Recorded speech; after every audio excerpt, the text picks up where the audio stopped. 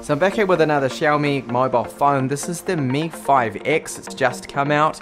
And this one here is an interesting one because they're using a Snapdragon 625 in there. And I was really hoping for the Snapdragon 630 at least in this build here. So it's got a 5.5 inch 1080p screen on there, dual cameras on the rear, both of them are 12 megapixels. And a 3000 milliamp hour battery, so that is smaller than what I would have thought. I was hoping for maybe 4000 milliamp hours. Now the Snapdragon 625 is an efficient chipset, so battery life on this should still be good even though it's only 3000 milliamp hours. And on the rear there's a fingerprint reader, and apparently they do have a high quality audio DAC in this. So it has 4 gigabytes of RAM and it's got dual SIM, and I think it also supports micro SD cards on there, which will be great because it's not the flagship. The flagships, Xiaomi always drops the micro SD cards, don't they? Type-C port and a front-facing 5 megapixel camera.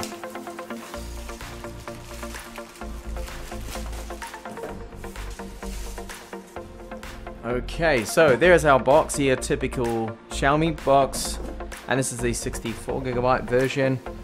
And it is still factory sealed, which is great.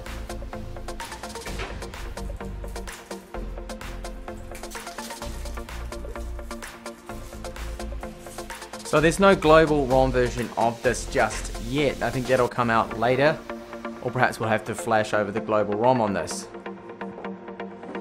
So there's the phone. I'll put that aside for a second. Have a look at what's inside the box.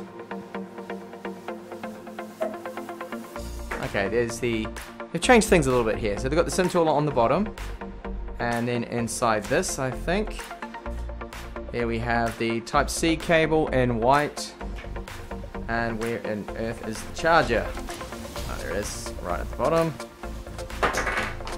And then the charger, this is very small, and the reason that charger is so small is because it's only rated to 5 volts 2 amps, so not a quick charge 3 charger, but you should be able to just use one, a third-party one, and it will hopefully work, but I'll test that out later on.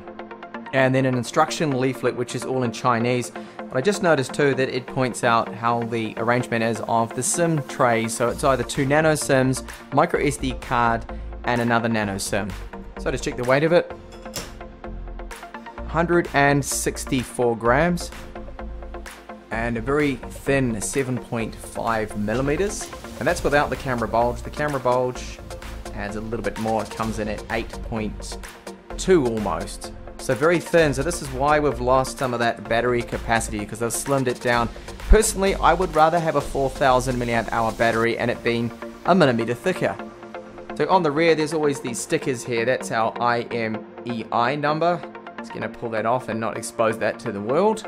And on the front there is a screen protector on there, but this is just one that's for transit to stop the screen being scratched, and in the factory too. So now looking at the rear of the 5X, we have a dual camera setup. So the one on the right, the sensor on the right, you can see is with optical zoom. Larger lens on there, which is 2 times optical zoom.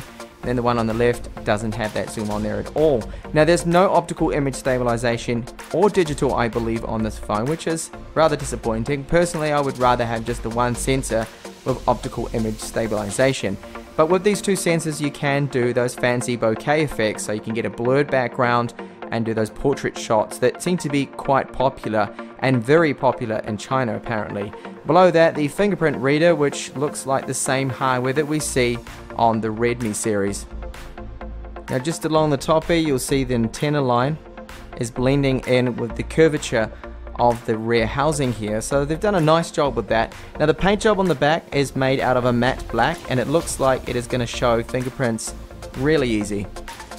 Along the top, an IR transmitter and secondary microphone for noise cancellation and for use in video. And then along the bottom, 3.5mm headphone jack. No, they haven't done anything silly yet by removing this, which is great to see. Microphone, torque screw, Type-C port, another torque screw, and then the loudspeaker. On the right side, metal, volume and power buttons. They've got a real good feel to them. They feel like quality, and shaking the phone, these buttons do not rattle either, which is good. Front-facing 5 megapixel camera, earpiece, and then our SIM tray here, which will take either a micro SD card and nano SIM or dual nano SIMs. Now it doesn't support European band 20, unfortunately, this phone. We're going to have to wait for an international model, if they ever do release it, that is, of this 5X.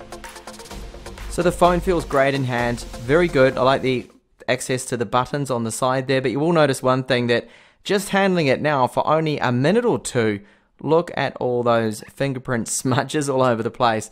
So it's not going to stay looking pristine for very long, is it?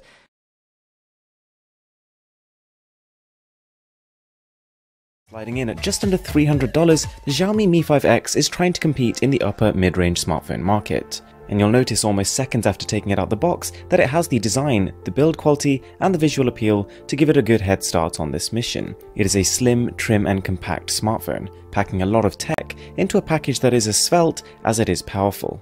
Now, one important thing to note here is that this phone has borrowed inspiration from the more high-end smartphones in terms of design. Although it's got a budget price tag, it's more reminiscent of phones like the OnePlus 5, for example, in terms of the way it's finished, which is nothing but a compliment. Even though it's not technically that much more expensive, its design is a vast departure and an improvement from the Redmi line of smartphones. It fits comfortably in the hand, is evenly weighted. My only complaint here would be that it damages a little bit too easily. If you accidentally rub a zip or a hard object or a key against it, you will probably leave a permanent mark. So what you need to know about this display is that first of all, it has a pretty standard 5.5-inch 1080p display, which gives it a good level of sharpness, but also that it uses a slightly different display technology to the more high-end phones that it's trying to imitate. And what this gives us is a fairly natural color palette, but a contrast that really isn't that great. Also a brightness of 450 nits, which means in broad daylight you're going to have a little bit of trouble reading the screen. The bezels on the top and the bottom are pretty chunky, but at least the ones on the sides have been trimmed down. Now, another aspect of the phone that's a little bit disappointing is the speakers. They reach a reasonable volume but have this slightly echoey feel to them. They lack clarity, which is more or less a basic requirement for a phone's speaker. Bit of a shame. In contrast, the fingerprint scanner on the back is up there with the very best. It is not only fast, makes few mistakes, but is also easy to feel for. Now, apart from the design, the other main departure of this phone from the Redmi Note line of smartphones would be that 12-megapixel dual camera. And this is a detailed camera that captures lots of colour and has a fast shutter time, so even when you turn down that brightness, even when you go indoors, you preserve quite a bit of the detail.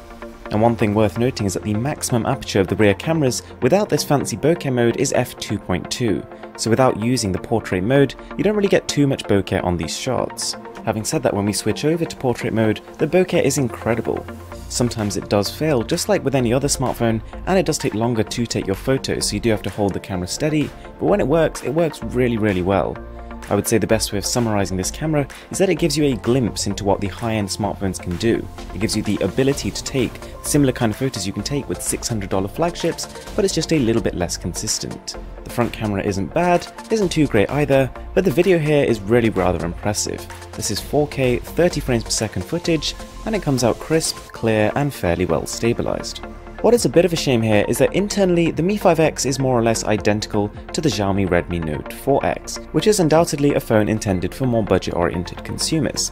Having said that, it's not a slow phone. With the Snapdragon 625 and 4GB of RAM, we're getting about 63,000 on Antutu, which gives us more than enough power to essentially run the operating system very smoothly, to multitask between a lot of different demanding applications and still have RAM to spare, and also to game on almost anything you want to. This can play all your standard 3D, 2D, 2.5D games, and you really shouldn't have too much of a problem. The only times you might start to notice the lack of power is when playing the most demanding games. If you're playing your Modern Combats or your Novas, you might start to notice a dropped frame every now and again. Or when you're launching or loading an application, things do happen at a noticeably slower pace compared to phones with the Snapdragon 835, for example. Now in terms of software, the phone I've got here is the Chinese version, so it's still got MIUI 8, so I can't bring you my full impressions of the new software MIUI 9, which the international one should be shipping with. Having said that, MIUI does feel right at home on this device. It runs well, it's slick, it's smooth, and as customizable as ever. If you don't like the standard launcher, you can always switch over to something like Nova Launcher like I've done here. The only thing worth bearing in mind is if you are going to buy the Chinese version, you are going to have to find a way to sideload the Play Store, which can be a bit of a pain. Unfortunately, the slim body of this smartphone does come at a slight cost in battery life. Compared to the Redmi Note line of phones, this one only has 3080 mAh, which is noticeably smaller. Having said that, it still translates into a perfectly reasonable level of battery life. Flicking between YouTube, installing applications, and gaming, you can still get a full day's use out of this guy. But it's worth bearing in mind that further down the line when you've used the phone for a bit, that same battery life may not continue to hold. It's also worth noting that as well as the 32 or 64GB of internal storage, this is one of the only Mi smartphones to support a micro SD card slot, which is a huge bonus. So guys, that is the Xiaomi Mi 5X. Whilst it looks and feels every bit like a premium flagship, there are times when you're using it where you'll start to realise why it isn't.